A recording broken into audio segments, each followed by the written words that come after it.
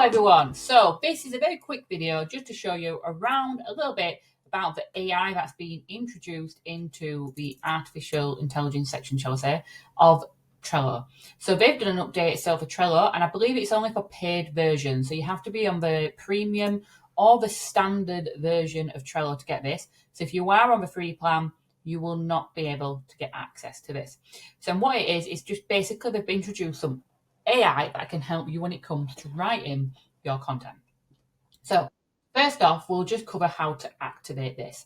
So when you are on your any board, just click the arrow up the left-hand side, go into your workspace settings, and what it'll do is you'll see this at the top.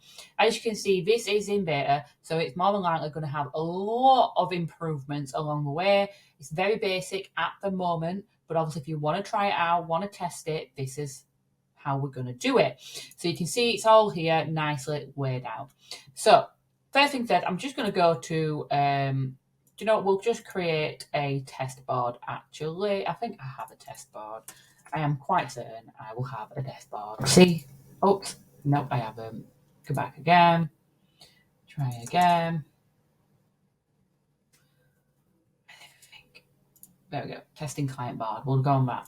So let's just say, right, we're going to create a task for someone to do. Create a landing page. So this is an often job that we get asked to do. And I've already copied and pasted this just to save it, but let's just say I'm writing a task out to someone on my team. And I want to put, can you create my landing page? It's for your ebook. We'll need to have email automation set up, thank you page, and test it all in place. This is a common thing that I would actually write in a task. And then what can happen then is you can now press this little AI button at the top and you can ask it to do something. So it could be you want it to summarize what you've done, but I've not actually highlighted it. So hang on, highlight it and then do that. So we can say find action items. This is a really good one. So if I press find action items, you can see now what it's saying is basically broke down what I've said that needs to be done in this here. So then I can just press insert, save, happy days. It's now there. Happy days all in there. What else could we want to do, eh? Then other things that you can do is you could press the button and brainstorm. So you could say, can you brainstorm some ideas for me about what could be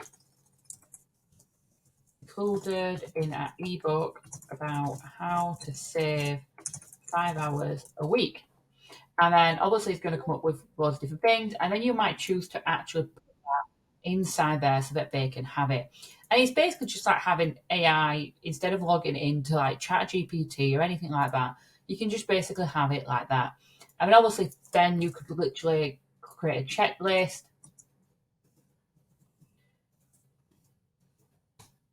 And basically like that, just by copying and pasting it in, nice and simple. So it's just saved you a job there. And that's basically what it is right now. It's nothing else right now. It is literally got the features of summarizing, brainstorming, finding action items, or changing the tone, something, fixing spelling and grammar. So if I put fixing spelling and grammar, it's actually, yep, it's put a question mark at the end there because I've put can you, so it's replaced that. So you can make it do that. You could make it shorter, so make that shorter summary if you want to. There's lots of different things that you can basically do with it, but not anything I would say like, oh my God, I can't believe this is what it can do. But that's what it is. So if you've been looking at the AI, that's what it is. I'd love to know if you've been using it, or if you are going to be using it, or you're just waiting for it to come out beta and maybe have some more AI things in it to actually be able to use. Hopefully you enjoyed the video. If not, please let me know, but obviously subscribe as well. That would help us a lot, and take care.